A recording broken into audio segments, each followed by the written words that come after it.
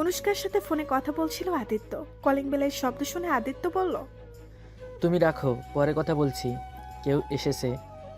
Okay bye. Aditya দরজা খুলে দেখলো ইয়া বড় ঘুমটা দেওয়া এক মহিলা। কি ব্যাপার, কাকে চান আপনি? হেইডা আদিত্য স্যারের বাসা? হ্যাঁ, এটা আদিত্যের বাসা, কিন্তু তার নামের শেষে স্যার নেই। তো আপনি কে? আন্নের কি রান্ধনের মায়া লাগবে? মোর একজন পাঠাইছে।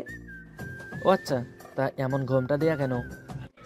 মোর স্বামী কইছে মানুষটা মইরা গেছে, হেল্লাই তো হ্যার কথা অমান্য হতে পারি না। তাই এমন করে রান্না করতে পারবেন তো? হ পারমু। কত টাকা নেবেন মাসে? আর কি কি কাম হওয়া লাগবে? আমার কোনো কাজ নেই, কাপড় ধোয়া আর ঘর গোছানোর লোক আছে। তাইলে 3000 দিলেই হইব। আচ্ছা, আপনি কখন আসতে পারবেন? বেন্নাকাল আর সন্ধ্যায় আইসা রাইন্দা দিব হানে।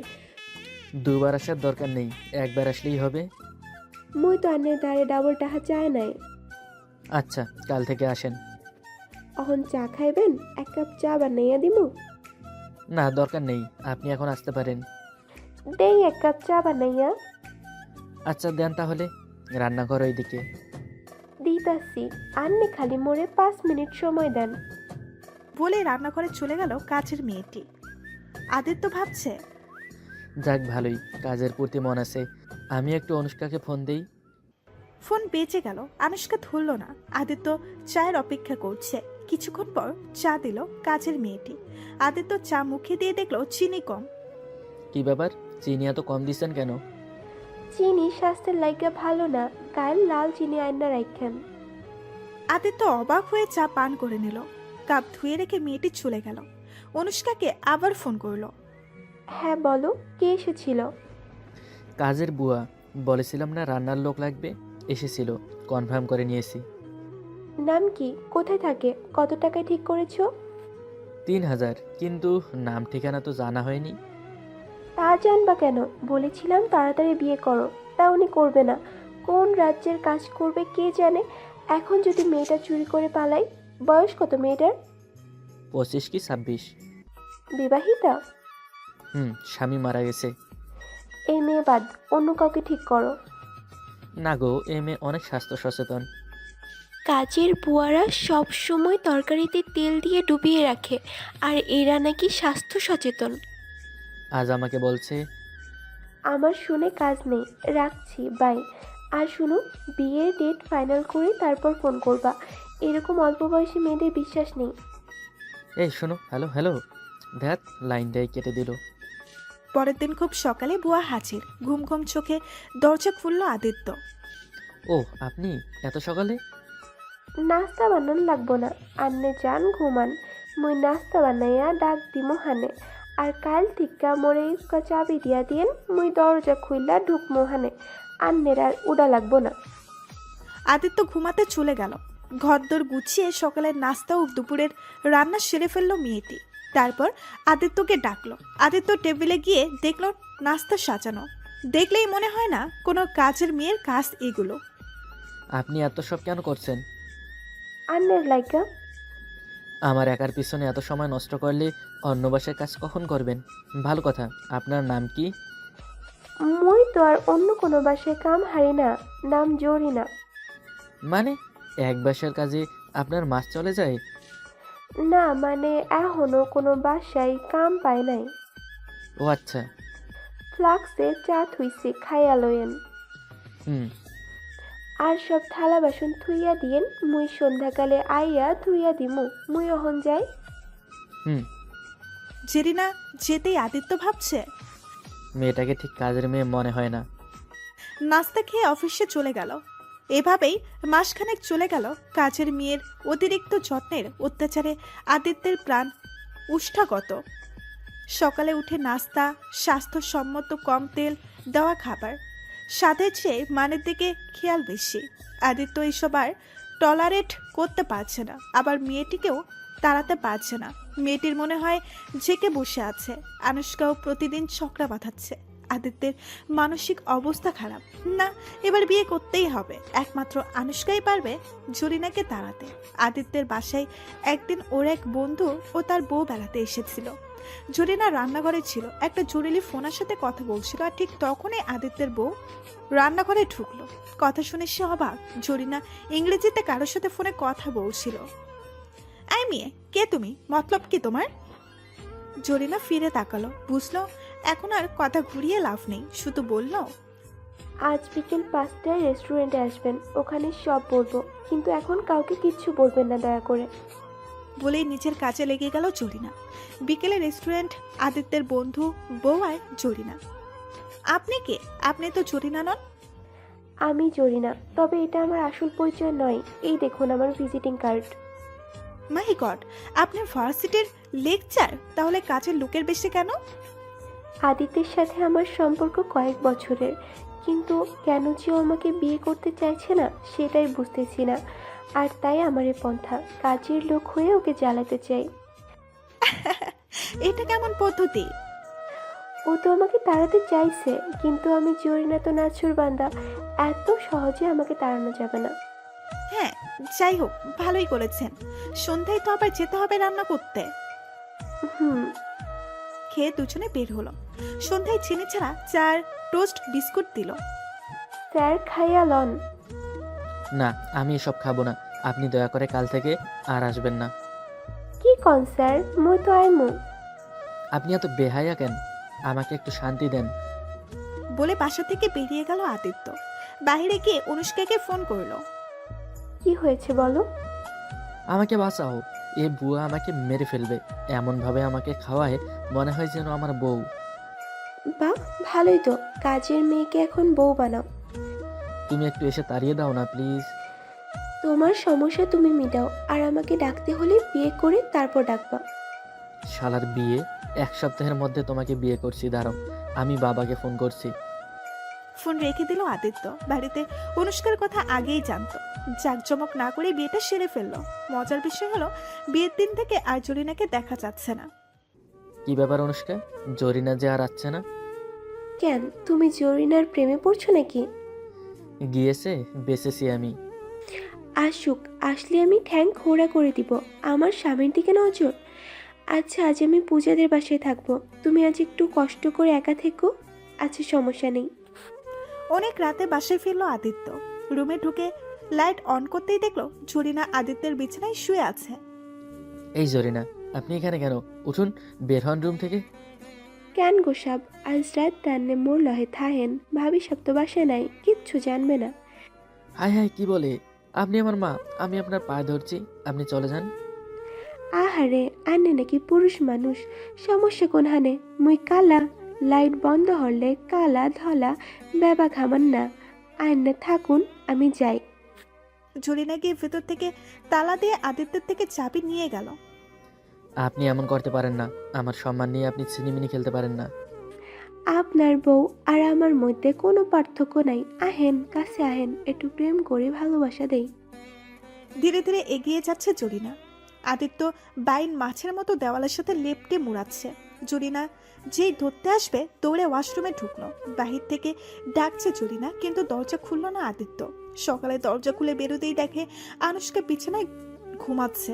একবার ভাবলো জরিনাই হয়তো অনুষ্কার পোশাক পরে আছে। তারপর ভালো করে দেখে বুঝলো এটা অনুষ্কা। অনু, ও অনু, ওঠো না, হুম। ওঠো না। জরিনা কোথায়?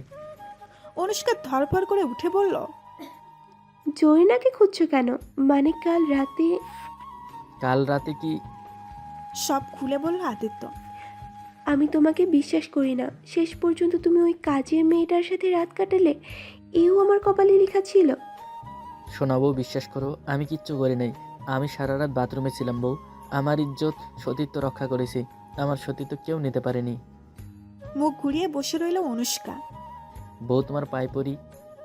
বলে পা ধরতে যেতে অনুষ্কা বলল, আমি জানি তুমি অন্য মেয়েতে আসক্ত নও, আমিও তো তোমার সাথে মজা করছিলাম, তবে তুমি এতটা ভালো সেটা জানতাম না। এখন জানলাম আসলে জরিনা আর কেউ নয়, আমিই জরিনা সেজে এসেছিলাম। ক্ষমা করো। কি? এতদিন আমাকে তুমি জ্বালাইছো? হ গোসাব, কি কর্ম হন, আন্নে তো বিয়া হরতে চান নাই, হ্যার পান্নে হেয়া হরছি। তুমি আমাকে এমন বোকা বানাইতে পারলা? বউয়ের কাছেই তো হইছ। আমার টাকা ফেরত দাও। কিসের টাকা? এতদিন আমার থেকে 3,000 করে টাকা নিয়েছো, আর কি কি চুরি করেছো বলো। চুন্নিটাই তো তোমার কাছে ধরা দিয়েছে, আর কি চাও বলো? আর কিছু লাগবে না। উফ, লাগে তো।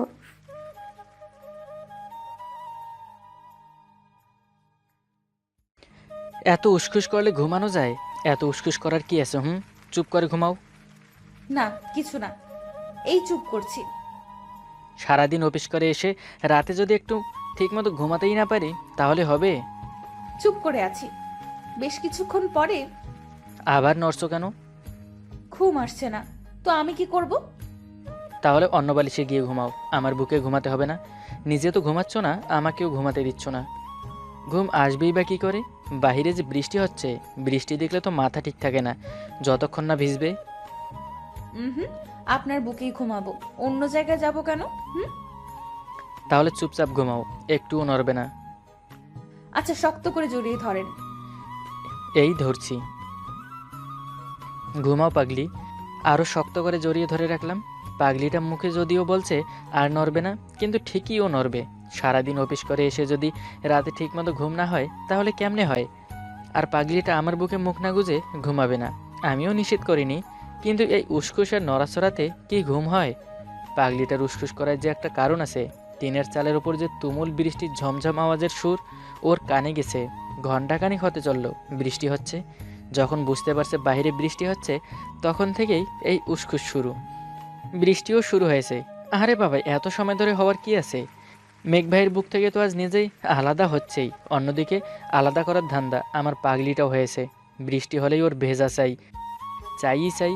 আমি বাড়ি থাকলে তেমন কিছু বলে না, কিন্তু অফিসে থাকলে বৃষ্টি আসলেই হয়, ওর ভিজতেই হবে।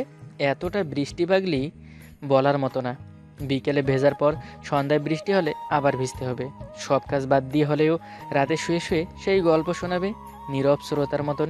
আমিও শুনি। চলুন শুনে আসি কিছু আগের ঘটনা। বিয়ের মাসখানিক পরে শ্বশুরবাড়ি থেকে আমাদের দাওয়াত দিল। যথাসময়ে উপস্থিত হলাম দুজনে। সবার সাথে কুশলাদি বিনিময় করে রাতের খাবার খেয়ে ঘুমাতে গেলাম। ঘুমানোর ঘণ্টাখানিক পরে শুরু হলো তুমুল ঝড় বৃষ্টি। কিছুক্ষণ তাদের তাণ্ডব চালিয়ে ঝড় থেমে গেল। বৃষ্টি আপু তখন ইচ্ছে মতন নেমে আসতে লাগলো আকাশ ভাইয়ের বুক থেকে, আছড়ে পড়তে থাকলো মাটিতে, আর টিনের চালের ওপর ঝংকারের সুর তুলল। তাই দেখে পাগলিটার সে কি আনন্দ! আমাকে বারবার বলতে লাগলো বৃষ্টিতে ভেজার জন্য আমি না করছি। নতুন শ্বশুরবাড়ি, কেউ দেখলে যে মান সম্মান সব বৃষ্টির পানিতে ভেসে যাবে। আবার বলতে লাগলো সে। বিয়ের পর এই প্রথম বৃষ্টি, বিয়ের পরে রাতে প্রথম যেদিন বৃষ্টি হবে সেদিন বরের হাত ধরে ভিজবো, এইটা আমার অনেক দিনের ইচ্ছা। এমন করুণ সুরে বলল যে আর না করতে পারলাম না। কি আর করব, বিয়ের পর বউয়ের প্রথম ইচ্ছা। কিন্তু ভিজবো কোথায়? উঠানে যদি ভিজি তবে শ্বশুর শাশুড়ি দেখলে মান সম্মান সব শেষ। এমন সময় বউ বুদ্ধি দিল ওদের বাড়ির পাশে যে স্কুল মাঠ আছে সেখানে যেতে। কেউ দেখবে না আমাদের। স্কুল মাঠটা এবার মাঠমুখো, অন্যদিকে স্কুলের বিল্ডিংগুলো আছে, তাই কেউ দেখতেও পাবে না। দুজনে দেখে শুনে বাইরে চলে এলাম। গেট দিয়ে বেরিয়ে স্কুল মাঠের দিকে ছুটতে লাগলাম। প্রথম দিকে বৃষ্টির ফোঁটা শরীরে পড়তেই ঠান্ডা অনুভব করছিলাম, একটু পরেই বেশ ভালো লাগতে লাগলো। সাথে নতুন বউ, আমিও রোমান্টিক হয়ে গেলাম। টাইটানিক সিনেমার নায়ক নায়িকার মতন দাঁড়িয়ে ভেসতে লাগলাম। ও দুহাত ছড়িয়ে আকাশের দিকে মুখ করে আছে, আমি পেছন থেকে ওর কোমর জড়িয়ে ধরে আছি। সে এক অবর্ণনীয় অনুভূতি। কোনো কবি এমন দৃশ্য দেখলে নিশ্চয়ই কয়েকটা রোমান্টিক কবিতা লিখে ফেলতো। ঘণ্টাখানিকে বেশি ভিজেছিলাম সেদিন। আসলে কারো হুঁশই ছিল না। বৃষ্টি আপুর তেজ একটু কমতেই দুজনেরই হুঁশ হলো। খুব সাবধানে বাড়ি ফিরলাম আমরা। ঘরে এসে দুজনে পোশাক পাল্টে সেগুলো শুকাতে দিয়ে শুয়ে পড়লাম। পাগলিটা সেদিন অনেক খুশি হয়েছিল, খুশিতে খুব শক্ত করে জড়িয়ে ধরে ঘুমিয়েছিল। সেদিন থেকে আমাকে জড়িয়ে না ধরলে যেন ওর ঘুমিয়ে আসে না। কি এতক্ষণ ধরে পাগলি পাগলি করছি? আমার বউ কিন্তু পাগলি না। সুন্দর একটা নাম আছে, আদ্রিজা রূপন্তি মেঘ। আমি ছোট্ট করে আদ্রি ডাকি। এই নামটাতে অনেক কিউট লাগে পাগলিটাকে। আর এই অধম আমি রাশিদুল ইসলাম শিমুল। যদিও পাগলিটা বিলাই বলে, আর আমি পাগলিটাকে আদর করে বিলাইনি ডাকি। বিলাইনি বলে ডাকলে পাগলিটা যে রাগের বদলে মিষ্টি হাসিটা দেয় না, আমাকে খুন করতে এই হাসিটাই যথেষ্ট। এই হাসির জন্য আমি শতবার খুন হতেও রাজি। তো সেদিন রাতে দুজন ইচ্ছা মতো বৃষ্টিতে ভিজে এসে ঘুমালাম। আমরা ভাবলাম কেউ দেখেনি, মনে মনে সেই খুশি। দুজনে সকালবেলা খেতে বসছি, শ্বশুর বউ শালাবাবু মিলে। শাশুড়ি আম্মা সবাইকে খাবার তুলে দিচ্ছেন। এক পর্যায়ে শ্বশুর বললেন, আগে আমার বাড়িতে শুধু ব্যাঙের মা ছিল, এখন দেখি ব্যাঙের বাবাও যোগ হয়েছে। এরা বৃষ্টি দেখলে আর ঘরে থাকতে পারে না, ব্যাঙের মতো লাফালাফি শুরু হয়ে যায়। কথাটা শুনে তো লজ্জায় মাটির সাথে মিশে যেতে ইচ্ছে হলো। বউ খাবার রেখে উঠে গেল। আমি বললাম মাইনকে চিপাই, না পারছি উঠতে, না পারছি ঠিক মতন খেতে। কোনো রকমে খাওয়া শেষ করলাম। বউ আমায় আগেই বলেছিল বৃষ্টিতে ভেজার জন্য বাবা ওকে ব্যাঙের মা বলে। আর এখন বিয়ের পর আমি ওর সাথে যোগ দেয় আমি ব্যাঙের বাপ। আমরা থেকে বাড়ি থেকে বের হই বা ফিরি, কোনো এক সময় সে হয়তো দেখেছিল আমাদের। উঠে আসার সময় শুনলাম শাশুড়ি বলছে, মেয়ে জামাইয়ের সামনে এভাবে না বললেও তো পারতে। দেখো তো লজ্জায় দুজনে ঠিকমতো খেতেও পারলো না। আমি জানতাম তোমার মেয়ে লজ্জা পেয়ে উঠে যাবে এভাবে। আগে তো ব্যাঙের মা বলে খুশিতে লাফাতো। আগে তো আর সামনে জামাই ছিল না, আগের সাথে এখন তুলনা করলে হবে? যাই হোক, দুটোতে কিন্তু খুব মিল। দেখো, ওরা খুব সুখী হবে। আল্লাহ যে তাই করেন। সেদিনে সেই ঘটনার পর গত 1 বছরে শ্বশুরবাড়ি গেলেও শ্বশুরের সামনে কমই পড়ি। উফ, বউটার নড়াচড়া এতটাই বেড়েছে যে আজ বৃষ্টিতে না ভিজলে সেটা কমবেই না। বৃষ্টির শীতল পানিতে এই উতলা মনটা ঠান্ডা হবে, নতুবা আমার ঘুম মাটি। তাই বউকে কোলে করে নিয়ে ছুটলাম বাইরে। আই, কি করছেন? কোথায় নিয়ে যাচ্ছেন আমায়? বাইরে ফেলে দিয়ে আসি, না হলে যতক্ষণ বৃষ্টি হবে ততক্ষণ তোমার ঘুমই তো আসবে না, আমাকেও ঘুমাতে দিবা না। সারা রাত জেগে থাকার চেয়ে এই ভালো, শান্তিতে তো একটু ঘুমাতে পারবো। বললেই হলো, ফেলে দেবে? দিবই তো, এমন একটা বৃষ্টি পাগলিকে নিয়ে আমি কি করব শুনি? যার বৃষ্টি দেখলে বৃষ্টিতে না ভেজা পর্যন্ত শান্তি হয় না, আর অন্য কেউ শান্তিতে থাকতে দেয় না। ওই ব্যাঙের বাপ চুপ, নইলে কিন্তু কিন্তু কি? আজ থেকে সব সময় ব্যাঙের বাপ বলে ডাকবো। আমিও ব্যাঙের মা বলে ডাকবো নে। এভাবেই খুনসুটি করতে করতে দুজনে উঠানে চলে এলাম। আব্বু আম্মু বাড়িতে নেই, তাই কেউ দেখার চিন্তা নেই। পাগড়িটাকে এখনো কোলে করে রেখেছি, আর সে দুয়ার দিয়ে আমার গলা জড়িয়ে ধরে আছে। ওভাবেই দুজন ভিজতে লাগলাম। বিদ্যুৎ চমকানোর আলোতে দেখলাম পাগড়িটা চোখ বন্ধ করে চুপটি করে আছে, একটুও নড়াচড়া নেই। কোল থেকে নামিয়ে দিতেই পাগড়িটা দুহাত দুদিকে প্রসারিত করে দিয়ে মনের আনন্দে ভিজতে লাগলো। আর আমি দেখতে লাগলাম বিদ্যুৎ চমকানোর আলোতে আজও সেদিনকার মতন রোমান্টিক ভাব জাগ্রত হলো মনে। তাই সেদিনের মতো পেছন থেকে জড়িয়ে ধরলাম। পাগলিটা বুকের সাথে নিজেকে মিশিয়ে দিল। মাঝে মাঝে দূরে কোথাও মেঘের সাথে গর্জনের আওয়াজ ভেসে আসছে, আর পাগলিটা কেঁপে কেঁপে উঠছে। বৃষ্টির সাথে দমকা বাতাস যখন শরীর স্পর্শ করতে যাচ্ছিল, তখন অজান এক শিহরণ খেলে যাচ্ছিল মনের মাঝে। ঠান্ডা বাতাসের ছোঁয়ায় শরীরে কাটা দিচ্ছে, লোমগুলো খাড়া খাড়া হয়ে যাচ্ছে। একটা সময় বৃষ্টি ধরে এলো, আমরাও ঘরে ফিরবো, সাথে একরাশ ভালোবাসার অনুভূতি নিয়ে। এই ছোট্ট ছোট্ট অনুভূতিগুলোই একটা সময় বেঁচে থাকবে। পাগলিটার এই ছোট্ট আবদার পূরণ করতে পারলে বেশ ভালোই লাগে। সাথে পাই এক অমূল্য অনুভূতি, যা কোটি কোটি টাকার মাঝেও পাওয়া সম্ভব না। পাগলিটার চাওয়া যে এই ছোট্ট আবদারের মাঝেই সীমাবদ্ধ। এই ব্যাঙের মা, হলো বৃষ্টি তো শেষ। হলো। অনেক ধন্যবাদ আপনাকে এত সুন্দর মুহূর্ত আর কিছু অনুভূতি দেওয়ার জন্য। বুঝলেন ব্যাঙের বাপ? আমার ব্যাঙের মাটার জন্যই তো সব, আর কে আছে শুনি? আর কারো কথা যদি মুখেও আনবেন না। দূর পাগলি, আর কার কথা ভাববো? এই ব্যাঙের মাকে নিয়েই তো পারি না, আবার আরেকটা? ওরে বাবা, পারমু না। মনে থাকে যেন। এখন ঘরে চলেন, দুজনে ঘরে আসলাম। এইদিকে আসেন তো ব্যাঙের বাপ। কেন, কি করবা? আগে আসেন, পিটুনি দিব। হয়েছে? এই আছি, দাও পিটুনি। মাথা নিচু করেন। মাথা নিচু করতে গামছা দিয়ে আমার মাথা মুছে দিতে লাগলো। এমন পাগলি না, নিজে যে সারা শরীর ভিজে তার খেয়াল নেই। আমাকে নিয়ে যত তার চিন্তা। আমারটা আমি দেখছি, আগে নিজের শরীর মুছো, ওই লম্বা চুল থেকে আগে পানি ঝরাও। এইটা পরে আগে আপনি পোশাক পাল্টে নেন, তারপর আমি। মহারানীর হুকুম শিরোধার্য, তাই নিজের ভেজা কাপড় পাল্টে নিলাম। সে নিজেও তারগুলো পাল্টে নিয়ে গামছা দিয়ে চুল ঝাড়তে লাগলো। আমি শুয়ে পড়ছিলাম ততক্ষণে। আদ্রি এসে আগের মতোই আমার বুকের মাঝে শুয়ে পড়ল। এই শোনো না। শুনছি, বলেন। আমার একটা ব্যাঙাচি লাগবে। বেলাচি কি? ব্যাঙের যে ছোট ছোট বাচ্চা হয় তাকেই ব্যাঙাচি বলে। বুঝছি। এখন এই মাঝরাতে দুষ্টুমি করার ধান্দা, ওসব বাদ, ঘুমান। দুষ্টুমি না করলে আমাদের ব্যাঙাচিগুলো আসবে কি করে শুনি? সময় হলেই আসবে। সময়টা কখন আসবে শুনি? আসলেই দেখবা। আর যদি এখনই আনি সেই সময়টা? সকালে না অফিস আছে আপনার? এখন ঘুমাতে মন চাচ্ছে না? ঘুম তো পরেও হবে। ব্যাঙাচিও পরেই আসবে। না, আমার এখনই চাই। বলে শক্ত করে জড়িয়ে ধরে কপালে একটা ভালোবাসা এঁকে দিলাম। আস্তে আস্তে দুজনে হারিয়ে গেলাম ঘুমের দেশে। আসলে এই ছোট্ট ছোট্ট অনুভূতিগুলোই বাঁচার সবচেয়ে বড় অবলম্বন। ছোট্ট ছোট্ট চাওয়া পাওয়ার মাঝেই লুকিয়ে থাকে অপরন্ত ভালোবাসা, যা কখনোই শেষ হয় না। দিনের পর দিন শুধু বাড়তেই থাকে। বেঁচে থাকুক এই ভালোবাসাগুলো।